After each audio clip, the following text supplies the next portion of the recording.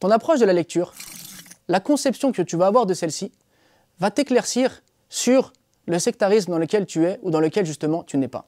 Car la lecture te libère du sectarisme. Et le propre du sectarisme, c'est justement de vouloir t'enfermer dans une vision binaire des choses. C'est ainsi que tout courant sectaire a pour principe d'empêcher ses adeptes, ou d'empêcher ses cibles, ou d'empêcher ses victimes de lire. Parce que la lecture, justement, va t'émanciper de ce que le groupe veut, de la chose dans laquelle le groupe veut te conditionner. La lecture va te permettre de comprendre le monde, de t'ouvrir sur le monde, de comprendre les idées des autres, d'avoir de la nuance dans ton propre propos et donc de distinguer le vrai du faux. Et le propre d'un groupe sectaire ou d'une vision sectaire, c'est de te reprocher de lire, de te reprocher de t'instruire et de vouloir que l'instruction ne passe que par le gourou, par le chef, par celui qui a été désigné comme le pseudo-savant, celui qui posséderait la connaissance, celui seul qui est capable de distinguer le vrai du faux.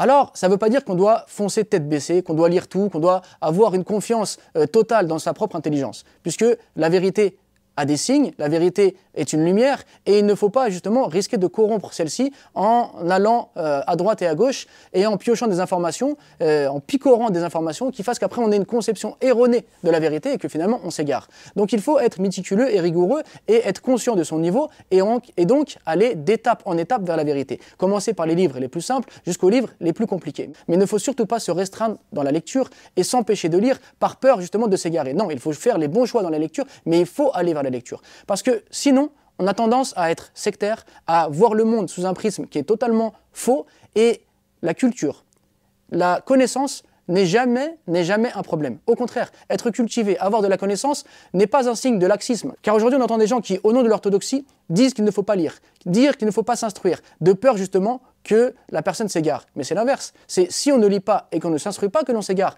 Mais c'est si on lit, si on s'instruit, c'est là qu'on arrive à distinguer la vérité du faux. Donc il faut aller vers la connaissance et ne pas se laisser donc éprouver, se laisser traumatiser, avoir peur donc de ces gens qui dramatisent les choses et qui finalement vous écartent de la lecture. Parce que sinon le jour où vous allez aller vers la lecture, vous allez découvrir qu'on vous a menti et ce moment-là alors peut être fatidique pour vous parce que vous pouvez vous dire on m'a trompé et avoir donc l'envie de tout abandonner. Non, lisez, ayez confiance donc dans la lecture, ayez confiance en vous-même, mais soyez ordonné. C'est-à-dire renseignez-vous sur l'auteur, renseignez-vous sur le livre, cherchez à savoir ce que vous avez besoin comme information, demandez conseil aux gens qui connaissent et allez vers la lecture, découvrez, car en lisant, votre cerveau, votre esprit va s'ouvrir et donc la vérité va vous apparaître. Tandis que si vous restez à suivre aveuglément, à faire ce qu'on appelle le psittacisme, donc répéter ce qu'on vous dit de répéter sans le comprendre, où pensez-vous aller ?